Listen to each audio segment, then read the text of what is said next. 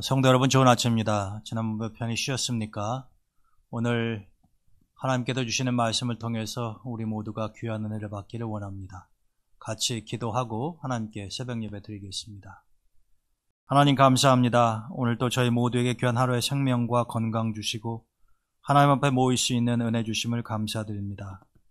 오늘 생명의 말씀을 통하여 귀한 진리를 깨닫고 그 말씀대로 살아갈 수 있도록 성령님께서 인도해 주시옵소서. 언제나 우리 동대문교회 성도들 눈동자와 같이 지키시고 각 가정이 평안하게 도와주시옵소서. 예수님의 이름으로 감사하며 기도드립니다. 아멘.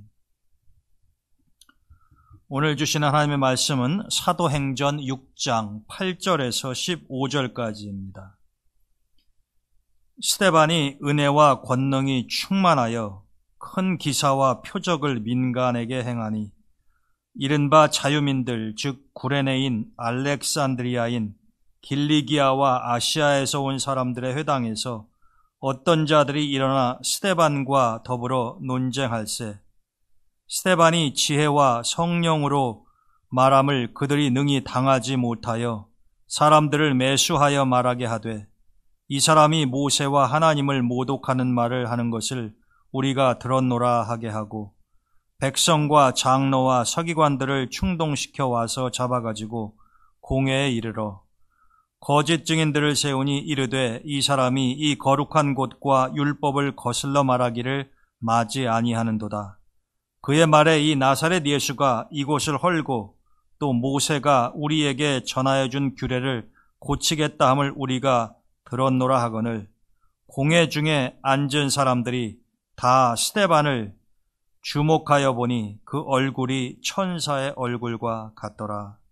아멘. 헨리 나우인이라고 하는 유명한 신부님이 예수님을 생각나게 하는 사람이라는 제목의 책을 쓰신 적이 있습니다. 이 나우인 신부님은 지금은 세상을 떠나셨습니다마는 살아계실 때 유명한 영성 신학자이기도 하셨고 예일대학교 교수를 역임하셨습니다. 그런데 이분이 명예와 성공이 보장된 미국의 명문 대학교를 그만두고 이웃나라인 캐나다에 데이브레이크라고 하는 그런 정신 지체 아이들이 주로 모여있는 병원에 가서 아담이라고 하는 한 아이를 돌보면서 지내시게 됩니다.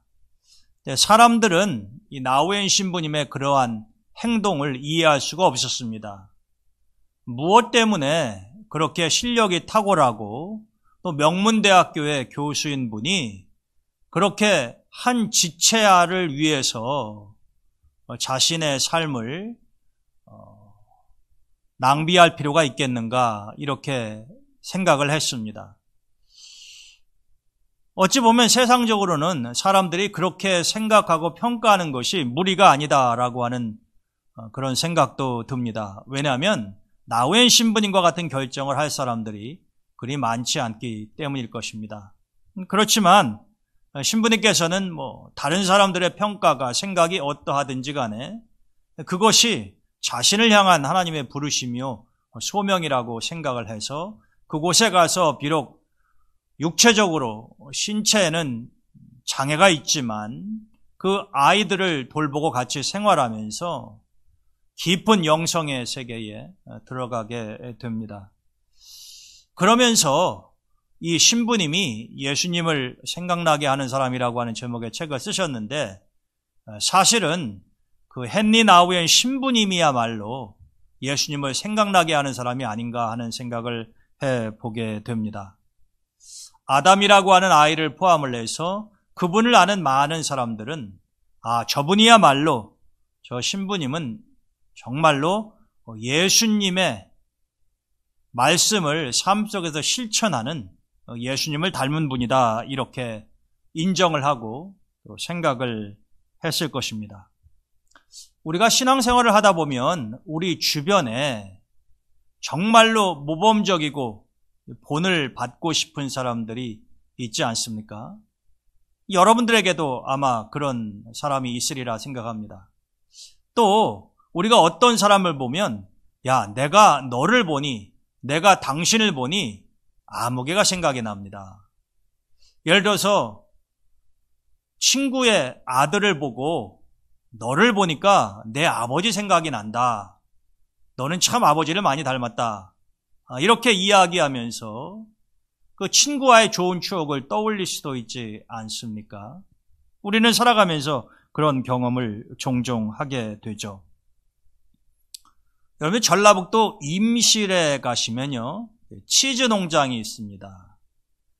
지금은 임실 치즈가 전국적으로 널리 알려져 있지 않습니까? 제가 수년 전에 우리 늘봄대학 학생들을 모시고 이 임실 치즈 농장에 갔던 적도 있습니다. 거기에 가게 되면은 임실에서 생산된 치즈를 가지고 피자도 만들어 팔기도 하고 또 넓은 농원이 있어서 구경하기도 참 좋은 장소입니다. 근데 여러분, 지금 전국적으로 널리 알려진 이 임실 치즈 농장이 어떻게 시작되었는지 혹시 아십니까? 그 유래는 이렇습니다. 지금은 세상을 떠나셨습니다만 이 벨기에 출신의 지정환이라고 하는 신부님이 계셨습니다. 물론 지정환은 한국 이름입니다. 그런데 이분이 한국에 오셔서 1964년도에 이 임실성당에 부임을 하게 됩니다. 그런데 그때 이 신부님을 잘 아는 지인이 사냥 2마리를 선물로 주었습니다. 그래서 이 지정환 신부님은 선물로 받은 이 2마리의 사냥을 키우면서 치즈 생산의 꿈을 가지게 됐다고 합니다. 근데 1967년도에 3년 후가 되는 거죠. 벨기에에 계신 신부님의 부모님들이 자기 아들이 한국에서 치즈를 생산하려고 한다라고 하는 이야기를 듣고 종잣돈으로 $2,000를 후원해 주셨다고 그럽니다. 그래서 이것을 가지고 이제 첫 치즈 공장을 시작을 하시게 되는 거죠. 근데 당시에 그 임실에는 뭐 전기나 수도시설 이런 것들이 제대로 갖추어져 있지 않았고 또 생산한 치즈를 보관하고 숙성시켜야 되는 공간도 변변치 않았기 때문에 자기와 뜻을 같이 하는 사람들과 함께 약 20m 정도의 동굴을 파고 거기에 치즈를 보관하면서 숙성시키는 일도 있었다고 그럽니다. 근데 참 하나님의 은혜로 이 치즈 사업이 번창을 하게 된 것이죠. 그래서 이 지정환 신부님이 이 치즈 공장을 아무런 대가가 없이 이 임실 자기와 같이 사는 그 동네의 주민들에게 넘겨주었다고 그럽니다. 물론 지금은 이제 농업협동조합 같은 것이 만들어져서 아주 체계적이고 조직적으로 이 치즈를 생산을 하고 판매를 합니다마는 처음에는 그렇지 않았다는 거죠. 그리고 정말 자신이 부모님의 도움을 받아서 어렵게 시작한 치즈 공장이 이제 수익을 내려고 하고 이름도 널리 알려지는 그런 단계에서 아무런 대가도 바라지 않고 그것을 지역 주민들에게 넘겨준다고 하는 것은 말처럼 쉬운 일이 아니었을 겁니다. 그렇지만 이 지정환 신부님은 그렇게 하셨다는 거죠. 그것이 어떻게 가능했을까요? 원래부터 그분이 치즈를 생산하려고 했었던 것은 이 임실에 사는 어렵게 사는 사람들을 위해서 봉사하고 그들의 수익을 증대시켜주기 위한 방편으로 시작을 했던 것이지 자기가 무슨 치즈 사업을 해서 큰 돈을 모으려고 했던 것이 아니기 때문에 때가 되었다고 판단해서 그 치즈 공장을 지역 주민들에게 넘긴 것은 그렇게 어려운 결정이 아니었다라고 하는 것입니다. 여러분, 욕심이 없으면 놓기도 쉬운 것 아닙니까? 그러나 욕심이 생기면 놓지를 못하죠. 우리가 잘 아는 원숭이, 이 원숭이 사냥꾼들이 원숭이를 어떻게 잡는지 여러분들 아십니까? 뭐 방법이야 여러 가지 많이 있겠습니다만은 이 원숭이가 이제 사람을 닮아서 그래도 동물 가운데에는 상당히 지능이 높다고 하지 않습니까? 그런데 이 원숭이 사냥꾼들이 이렇게 목이 좀 좁은 병에다가 먹을 것을 담아 놓는다고 그럽니다. 원숭이가 자주 지나다니는 골목에다가 길가에다가 이제 그거를 놔두면 이 원숭이가 자기 손을 집어넣어서 그 병 안에 들은 먹을 것을 끄집어내려고 하는데, 여러분 그 음식을 이 손으로 꽉 쥐게 되면은 이게 주먹이 만들어지기 때문에 이 목이 좁은 이 병의 입구를 통과하기 어렵지 않습니까? 걸린단 말이죠. 우리가 생각할 때는 아주 간단합니다. 그렇게 손이 빠지지 않아서 전전긍긍하고 끙끙댈 것이 아니라 자기 손에 지금 움켜쥐고 있는 먹을 것을 놓아버리면 손이 아주 쉽게 빠지는데 원숭이는 그렇게 하지를 않는다는 거죠. 무슨 이야기입니까? 사람이나 동물이나 이 욕심에 사로잡히게 되면은 판단력이 흐려지고 놓지를 못하게 되면 생명이 위태로울 수 있다라고 하는 것이죠. 그래서 결국 원숭이는 사냥꾼들에게 이렇게 어이없는 방법을 통해서 붙잡히게 된다라고 하는 것입니다. 우리에게 시사하는 바가 많죠. 이 지정환 신부님 같은 경우도 처음서부터 아무런 사심과 사사로운 욕심이 없이 이 치즈 공장을 시작하신 것이기 때문에 지역 주민들에게 넘겨주는 것도 전혀 어려움이 없었다라고 하는 것입니다.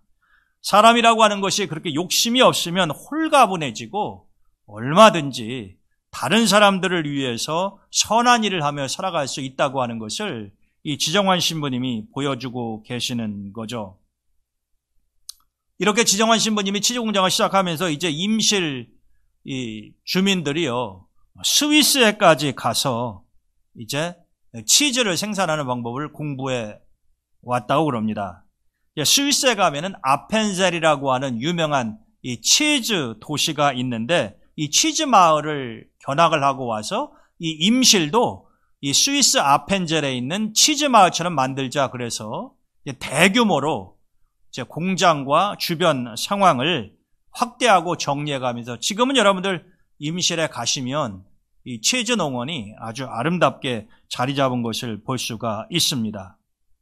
최근에 이 임실 군수님이 인터뷰를 하시는데 이런 말씀을 하셨어요.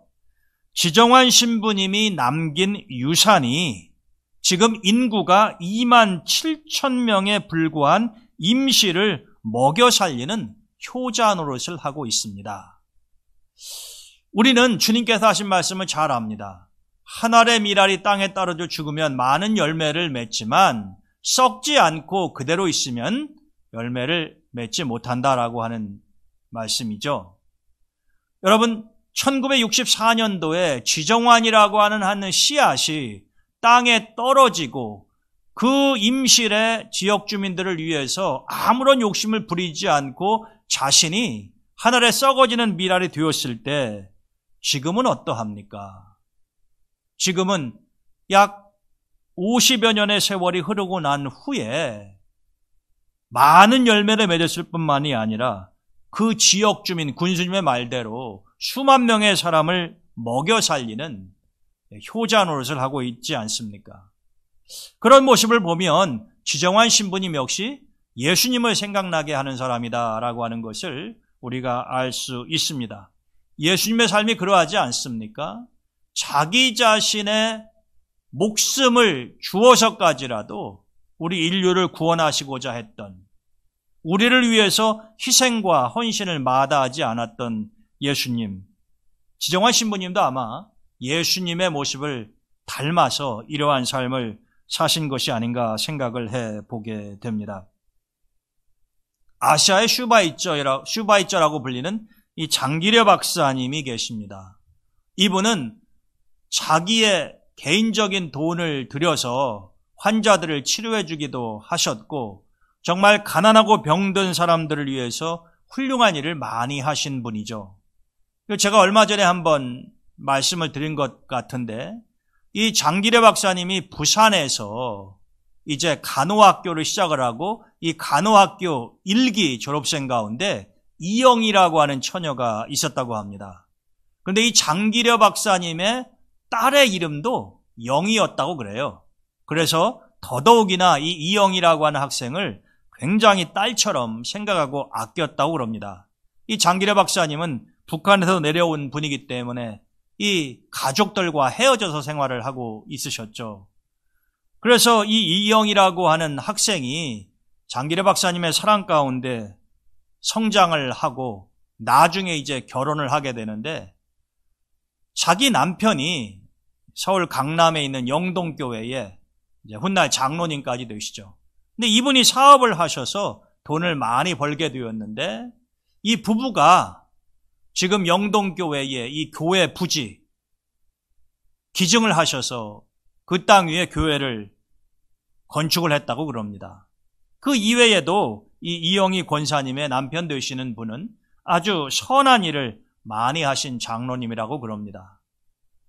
아마도 이 이영이라고 하는 학생은 장기려 박사님의 모습 속에서 예수님의 모습을 보았지 않을까 생각을 합니다. 장기려 박사님 역시 예수님을 닮은 분 중에 한 분 아니겠습니까?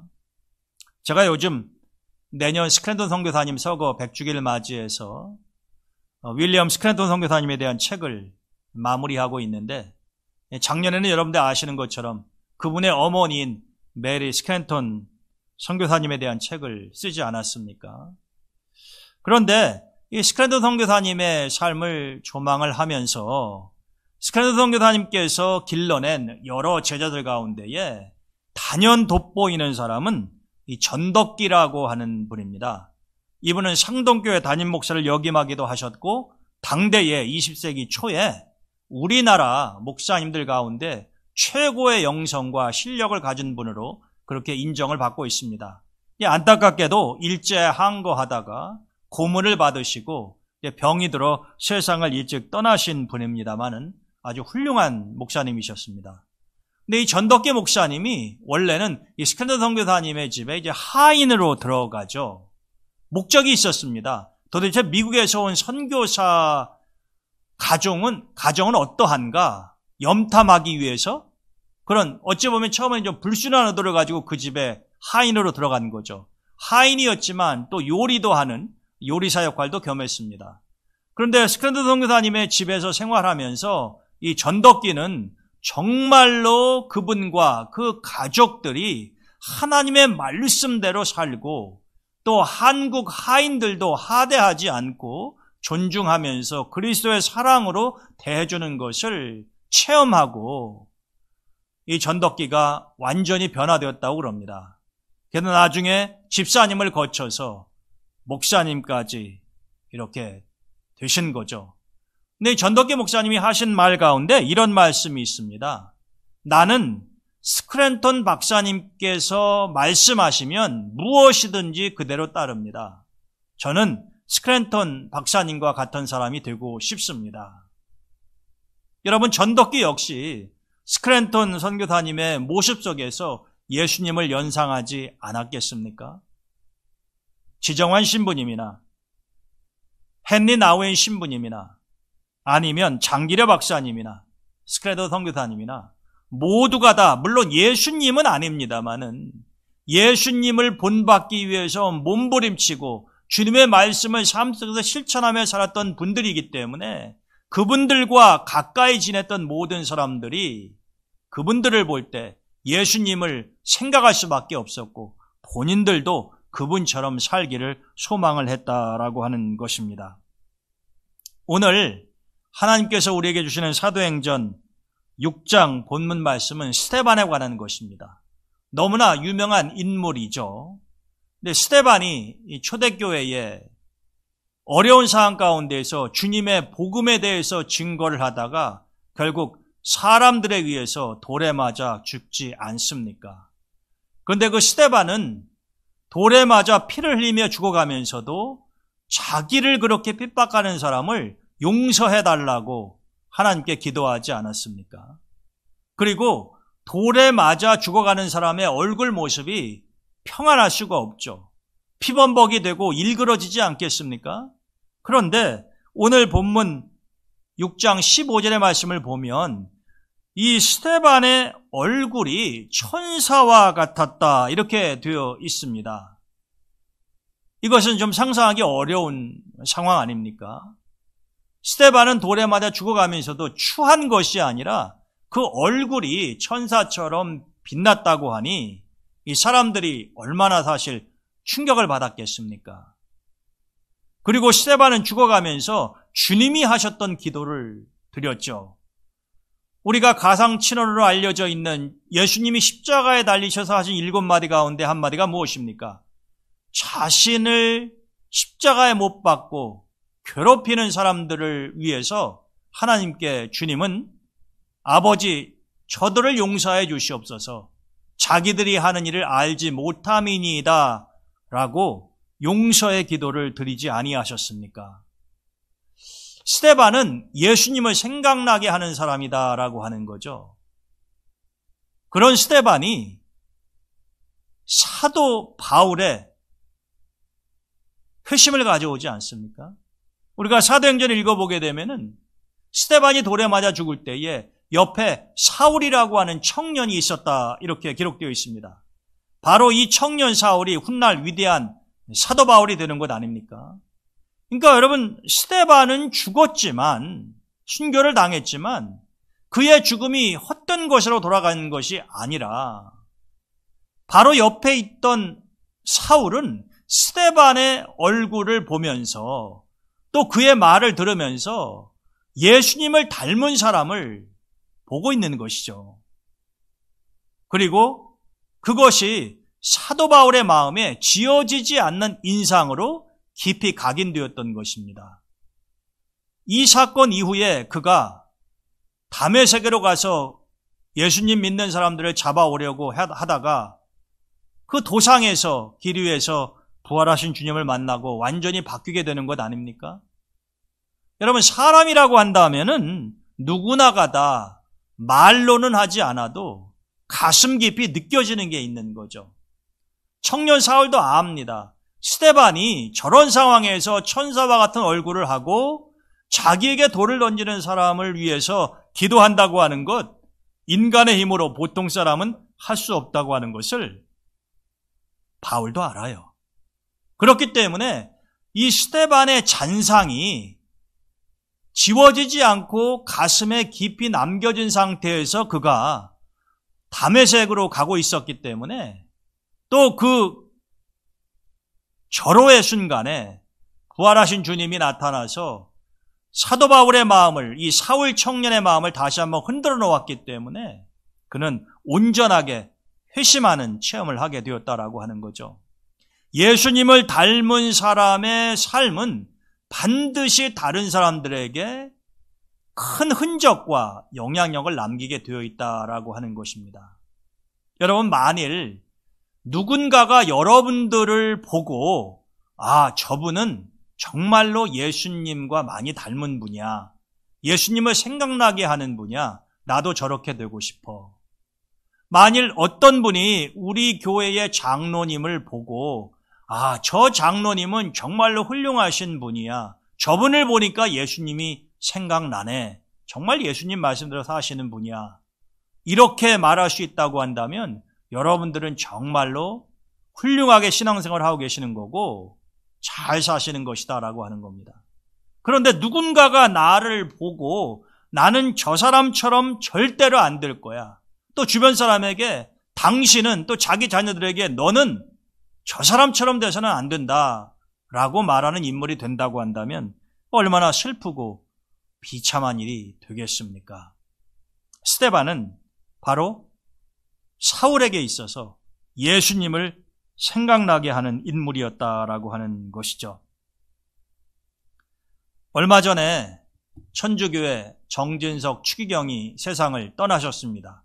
제가 한번 설교 중에도 언급을 한 적이 있는데, 근데 이분이 세상을 떠나시고 난 후에 남은 유산이 800만 원이었다고 그럽니다. 이분은 사후에 자기 어머니처럼 이 안구도 기증을 하셨죠. 근데 자기 재산을 다 정리를 해보니까 800만 원쯤 되었다고 그럽니다. 이것은 정진석 추기경이 아직 숨을 거두기 이전입니다. 그런데 이 800만 원밖에 되지 않는 유산을 그분은 숨을 거두기 전에 다 나누어 주었다고 그러죠. 저는 그 이야기를 듣고 우리 감리교 운동의 창시자인 존 웨슬레 목사님을 생각했습니다. 웨슬레 목사님이 그렇게 돌아가셨거든요. 숨을 거두기 이전에 자기가 숨을 거둔 자신의 방에서 자기가 묻힐 무덤까지 관을 운구할 일꾼들에게 줄 돈까지 다 계산해 놓고 돌아가셨다고 그럽니다. 웨슬레 목사님은 아주 꼼꼼하고 철저하신 분이셨는데 여러분 그렇게까지 하기는 쉽지 않지 않겠습니까? 그런데 그분은 그렇게 하셨어요. 마지막 가는 그 길에 자기의 모든 재산을 심지어는 자기의 관을 운구하는 사람들에게 줄 임금까지도 다 정리를 해 놓으셨다라고 하는 거죠. 이 정지석 신부님하고 비슷한 맥락 아닙니까? 자기가 하나님 나라 본향으로 가기 전에 이 땅에서의 뒤처리를 너무나도 깔끔하고 아름답게 한 거죠. 정진석 추기경이나 아니면 존 웨슬레 목사님 같은 경우도 우리로 하여금 예수님을 생각나게 하는 사람 아닙니까? 왜냐하면 그분들이 바로 예수님의 모습을 본받기를 원하고 또 그렇게 사셨던 분들이기 때문에 그러한 것입니다. 사람이 이 땅에 와서 살아가는 방법은 아주 다양합니다. 어떤 사람들은 자신의 욕심만을 생각하고 이 세상의 것에 집착하는 삶을 살다가 허망하게 세상을 떠날 수도 있고, 어떤 사람들은 자신의 입신 양명에 취하지 아니하고 어찌하든지 남에게 선을 행하고 의미 있는 삶을 살려고 애쓰는 사람들이 있죠. 예수님을 제대로 본받는 사람이라고 한다면은 후자의 경우일 것입니다. 왜냐하면 주님께서 자기 자신을 위해서 무엇인가를 모으고 이 땅의 것에 집착한 삶을 우리에게 보여주지 아니하셨기 때문입니다. 우리의 신앙생활의 최고의 모델이 누구겠습니까? 바로 예수님 아니십니까? 우리가 누군가를 보고 저 사람은 참 예수님을 생각나게 하고 예수님과 많이 닮은 사람이다 라고 이야기하는 것처럼 누군가가 나의 모습을 보고 우리의 모습을 보고 저분은 우리에게 예수님을 생각나게 하는 사람이야 라고 말할 수 있다고 한다면 얼마나 좋겠습니까? 여러분, 우리의 삶은 우리가 생각하고 소망하는 것처럼 그렇게 길지 않습니다. 흐르는 물과 같이 멈추지도 않고 계속해서 흘러가고 있지 않습니까? 우리도 얼마 있지 않아서 하나님이 부르시면 그분의 나라에 갈 존재들 아닙니까? 저는 우리 동대문교회 성도 여러분들이 말씀을 깊이 묵상하고 주님의 말씀을 삶 속에 실천하는 가운데 나도 모르게 예수님의 형상을 닮아갈 수 있기를 바랍니다. 그러면 그 누군가가 여러분들의 모습 속에서 주님을 볼 수 있지 않겠습니까? 그렇게 된다고 한다면 우리는 예수 그리스도의 훌륭한 도구가 되는 셈이죠. 그리고 우리는 이 세상의 빛과 소금의 역할을 온전히 감당할 수 있을 것입니다. 저는 우리 동대문교회 성도 여러분들의 삶이 그렇게 되시기를 우리 주님의 이름으로 축원드립니다. 오늘 하루도 여러분들이 주님의 은혜 가운데 건강하고 평안하게 잘 지내시기를 바랍니다. 말씀 묵상 열심히 하시고 또 기도할 때에 우리 교회를 위해서, 환우들을 위해서, 우리 자녀들을 위해서 코로나19 백신 접종의 부작용이 없도록 여러분이 또한 중보해 주시기를 바랍니다. 자, 기도하고 새벽 예배 마치겠습니다. 하나님 감사합니다. 오늘 이 아침에도 귀한 생명의 말씀, 특별히 스데반의 삶의 모습을 통해서 저희들에게 귀한 진리를 깨닫게 하셨으니 한없이 부족한 저희들이지만 우리의 삶이 주님의 모습을 닮아가기를 소원하며 누군가가 우리를 보고 예수님을 생각할 수 있다고 한다면 얼마나 좋겠습니까? 날마다 조금씩이라도 변화되어 주님의 형상을 이루어갈 수 있도록 은혜를 내려 주시옵소서. 예수님의 이름으로 감사하기도 드립니다.